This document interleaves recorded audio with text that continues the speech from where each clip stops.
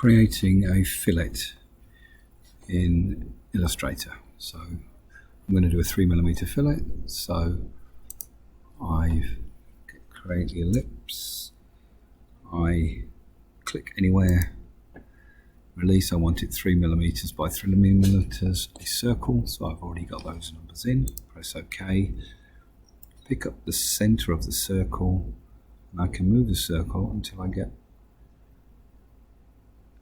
see the pink lines telling me it's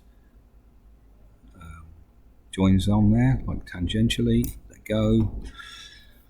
Brilliant. So now I'm going to use the scissor command, which sits underneath the eraser tool here.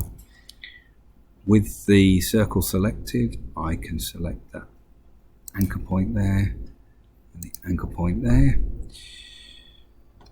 and then I will select the rectangle,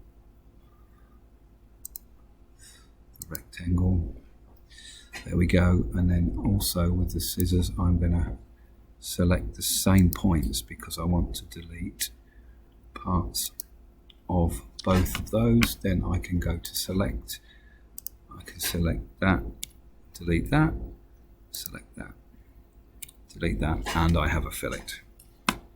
Thank you.